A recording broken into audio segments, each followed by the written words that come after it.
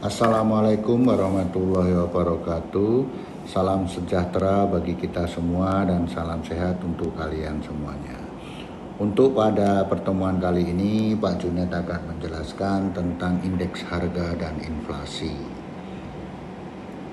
Peta konsep yang ada, indeks harga dan inflasi itu meliputi pengertian dan tujuan perhitungan indeks harga. Yang kedua, metode perhitungan indeks harga. Yang ketiga, pengertian dan penyebab inflasi. Yang keempat adalah jenis-jenis inflasi. Yang kelima adalah menghitung inflasi. Yang keenam adalah dampak dan cara mengendalikan inflasi. Yang ketujuh adalah teori permintaan dan penawaran uang. Yang kedelapan adalah faktor-faktor yang mempengaruhi permintaan dan penawaran uang. Akan nampak pada tujuan pembelajarannya seperti ini, nilai karakter bangsanya seperti ini. Nah, sekarang apa sih yang dimaksud dengan pengertian dan tujuan pengertian perhitungan indeks harga? Indeks harga adalah perbandingan antara harga rata-rata pada tahun yang dihitung dan harga rata-rata pada tahun dasar. Tahun dasar yang digunakan adalah tahun yang dibuat sebagai patokan penghitungan. Metode penghitungan indeks harga secara umum ada dua metode untuk menghitung indeks harga, yaitu metode agregatif tidak tertimbang dan metode agregatif tertimbang. Pengertian dan penyebab inflasi. Inflasi adalah suatu keadaan perekonomian di mana harga-harga barang secara umum mengalami kenaikan.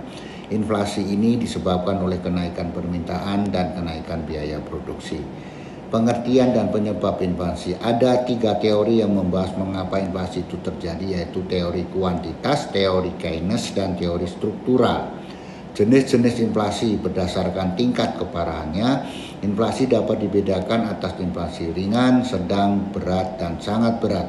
Berdasarkan sumbernya, inflasi dibedakan dari inflasi yang bersumber dari luar negeri atau imported inflation dan inflasi yang bersumber dari dalam negeri atau domestic inflation.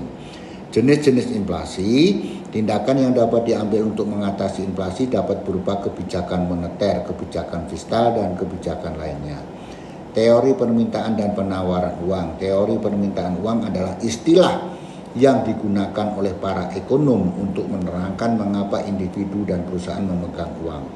Teori permintaan dan penawaran uang adalah jumlah uang yang tersedia dalam suatu perekonomian.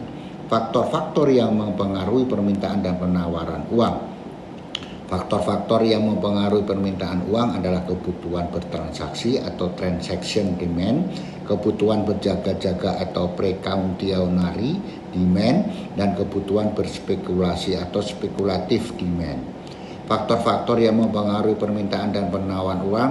Faktor yang mempengaruhi keputusan Bank Indonesia dalam mengatur penawaran uang adalah tingkat bunga, tingkat inflasi, tingkat produksi, dan pendapatan nasional, kondisi kesehatan dunia perbankan, dan nilai tukar rupiah. Itu adalah materi mengenai teori-teori yang disebutkan dengan harga indeks dan inflasi yang nanti akan Pak Junet lanjutkan nanti dengan yang ada di papan tulis. Sekian, terima kasih. Assalamualaikum warahmatullahi wabarakatuh.